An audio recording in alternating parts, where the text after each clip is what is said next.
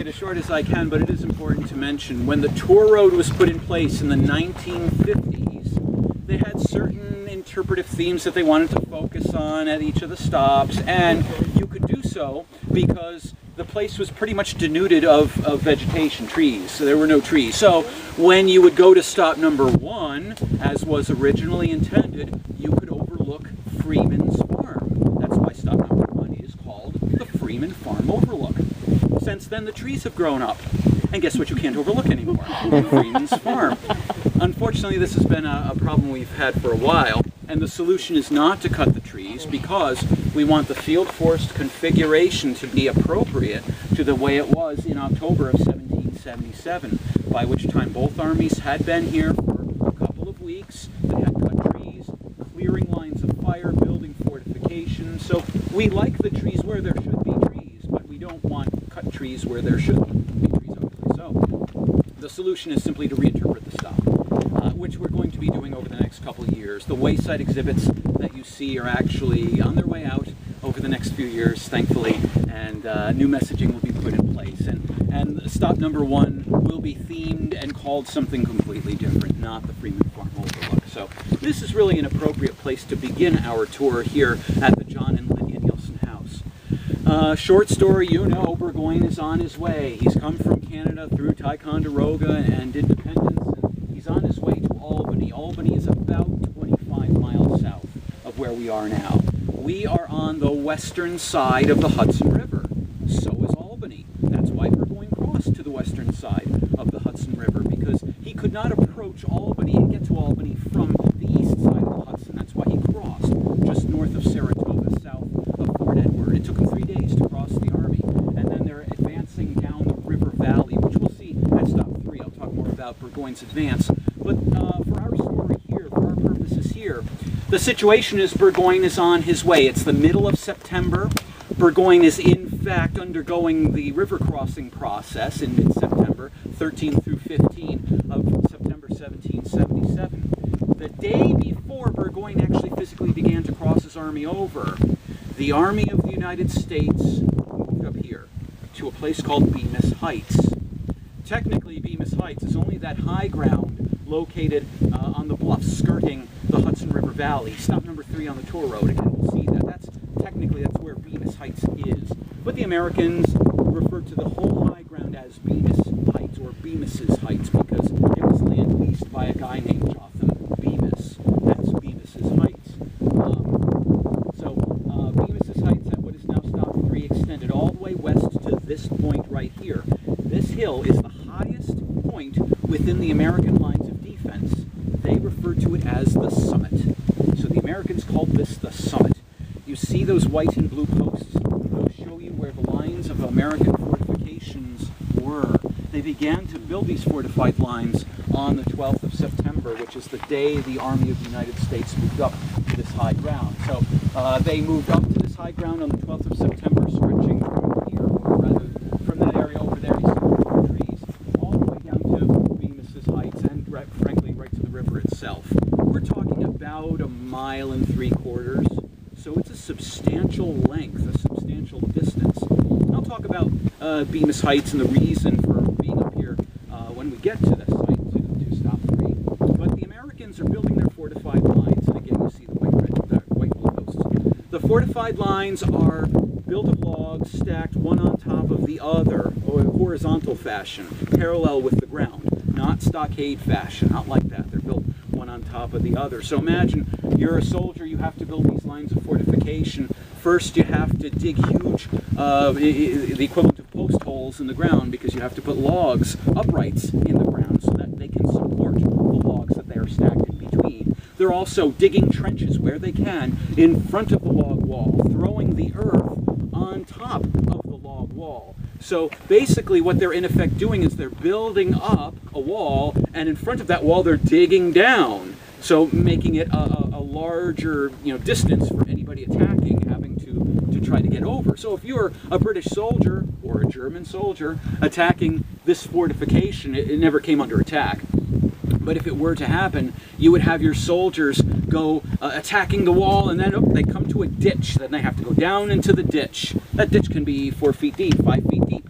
And now you're looking up at a 6-foot log wall, but of course you're 4 or 5 feet down in the ground, so imagine how much larger that is. All the while the guys up top, pam, pam, pam, they're shooting at you with their muskets or rifles. So, you know, the idea is that this is going to prevent the British from getting through, prevent the British from getting to Albany. As it was, we'll never know, because these lines of defense, like I said, were never attacked. The Americans were very clever in both battles of Saratoga to move out and meet the British on the field of battle before the British got to these lines of defense, before the British were able to attack here. The Americans moved out to meet them in battle in both instances. Now right here we have the original John and Lydia Nielsen house. It was built circa 1775, 1776. It's been restored, of course, like any historic home has, but it is the original core structure. The fabric, as they call it, is original for, you know, a great deal. And John and Lydia Nielsen, they lived here. It was just the two of them. Later on in life, they have a large family, but it's just the two of them. They're newlyweds at the time. They are leasing land from the landowner, a guy named John Bleecker. And they have 150 acres, which they sublet, and it gets very complicated. But they're leasing their land. Just like everybody else up here, they're leasing their land because of that old Dutch patroon system that was put in place in the New Netherlands colony, aka New York, in the 17th century, that the English that took over. New Netherlands decided to basically keep with and not just get rid of it. So unlike in Massachusetts or New Hampshire, where you own your land, you don't in New York, for the most part. That changes over time. But the Nielsens, like everybody else, like the Freemans, etc., they're leasing their land up here. So you can imagine, here they are leasing their land, farming their fields, setting up their gardens, and on the 12th of September, here comes a massive American army. About 8,100 officers and men, commanded by General Horatio Gates. As you know, he replaced Philip Schuyler during the course of the Saratoga campaign of 1777. So Gates has been in command of this army for a little less than a month, and he decided to move the army up here for reasons which I'll describe at Bemis Heights, to show you the reasoning that the natural landscape is the reason why they moved up here, which I'll show you at stop 3. But as for the army itself, there were 21 Continental regiments, 5 militia regiments. So this was really a substantially Continental force at this time, initially, on the 12th of September when the army moved up here. Of which, 21 regiments, right? Of the 21 regiments, how many regiments were from the state of New York? 2. 2 of the 21 regiments.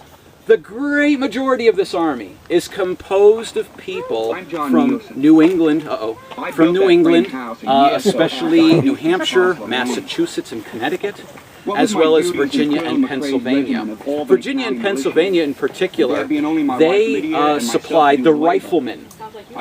Philip Schuyler, when he was in command of the army, was writing to George Washington saying, "Oh, George Washington, things are a disaster up here. Fort Ticonderoga's lost, our army's been defeated in the Battle of Hubbardton, we're retreating, it's terrible. Burgoyne has given stretch to the Indians, etc., etc. And the Indians are just, walloping our guys. This is a quote, our people are terrified of them." I hate it, reading any of these books about, the Revolutionary War, and it's our wily American militia hiding through the woods, shooting down the Indians because they're really clever, our guys. Oh no, not at all. Absolutely not. Just the opposite, in fact. As it goes up here in New York and New England, the people were absolutely terrified of Burgoyne's Indians, and the Indians that were with St. Leger, for example, as well. So, in order to combat this, George Washington sent the Rifle Battalion. The riflemen from Virginia and Pennsylvania, they're Continental troops. They got rifles. We talked about rifles in the visitor center there, and how much more accurate they are than muskets. They're sent up here, and they join Gates's army. They number 400 officers and men. So out of an army of 8,100, 400's pretty small. So only a tiny portion of this army is composed of riflemen, and they're all from the South, meaning Pennsylvania and Virginia.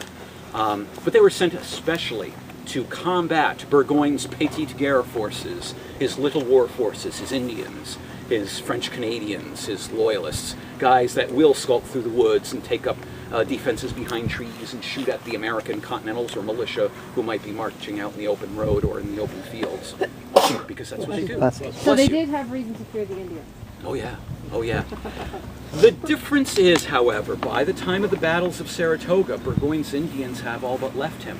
He had a core of about 200 of natives left, of which a little more than half were actually refugees, women and children and elders, from what's known as Fort Hunter, which is near Amsterdam, New York today, about 50 miles to the southwest of us on the Mohawk River. Or, I'm sorry, on the Schoharie River, Schoharie Creek. It's like a river; it's that wide. But Schoharie Creek, 50 miles away. But so by the time of the battles of Saratoga, Burgoyne has very few Indian warrior combatants, but the riflemen are still here. And now the riflemen have more free range to be employed in other ways that Gates sees fit, and as Arnold sees fit. Yes, Benedict Arnold, you know, was here in the battles of Saratoga. He is the de facto second in command of the American Army by the time of the first battle of Saratoga. So the American Army moves up here on the 12th of September. They're here for a week, building fortifications, laying out their camp right here and all the way down to the river. And then after that week's time, the 19th of September, the first battle of Saratoga is fought. Benedict Arnold is, as I said, the de facto second in command of this army. And guess where his headquarters was? Right here? Right there, in that building. Let's take a look.